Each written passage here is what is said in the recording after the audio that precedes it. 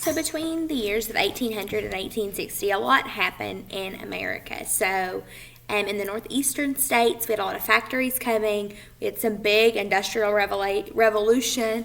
So Americans were really establishing themselves separate from Great Britain, and it took some time for them to kind of break all of their ties. But by 1800, between 1800 and 1860, we were really making sure that what America was doing was separate from Great Britain and it was all on their own. So in the North, we definitely had a lot of technology. We had the factories, and we were manufacturing goods. In the West, there was a lot of farming and the transportation revolution, where we had canals and steamboats and trains. That really helped. It helped to be able to move goods. It helped to get places. It made life a lot easier. So there was a lot of city life in the northern states, in our northern cities. Think you've got New York, you've got Philadelphia, you've got Baltimore, big cities where we've got lots of factories. In the South, there weren't nearly as many cities, and they weren't as big, but our bigger cities, they tended to be built where our railroads intersected. That you can think about, there's some logical reasons why they would want to be built at railroads. It means that when they get their goods, they don't have to transport things as far. It makes it easier for people to come and go, and if they're wanting to send something, they don't have to pay to send and bring goods as far. Education in the South was not very good. It was definitely not what it was in the North. A lot of people in the South thought that it was the family's responsibility to provide education for their children if they wanted it, and it wasn't really the state's responsibility.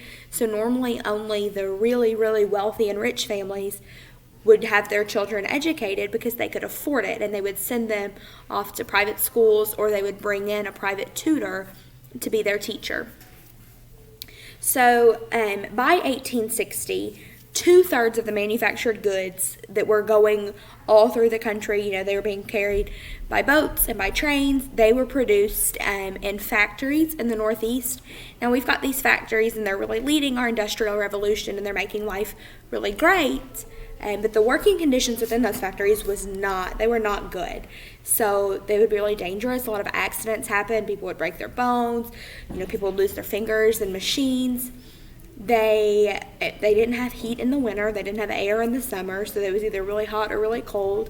There weren't many windows, and the pay was really bad, so you didn't make much money, but you worked really, really long hours on dangerous work. So then some of the women made about half of what men made.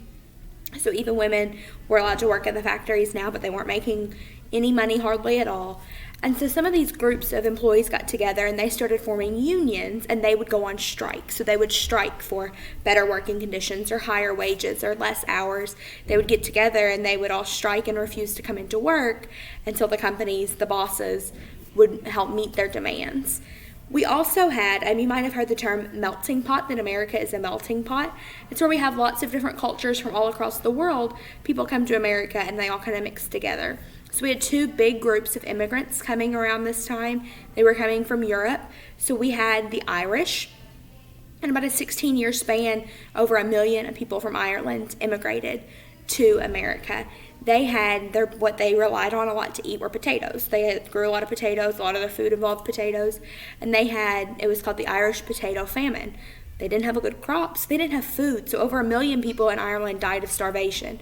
So they were coming to America to get away from that, to get food, to have some more security away from the famine, and also because there was not a very good tax system in Ireland, so it made it to where people that weren't very wealthy, that kind of struggled with money, they had to pay a whole lot in taxes, so they came to have a better life with more wealth and be able to take more of their money home. We also had a large population of people immigrate from Germany during this time. There was a revolution going on in Germany. There was some political unrest, so people wanted to come to America to escape that.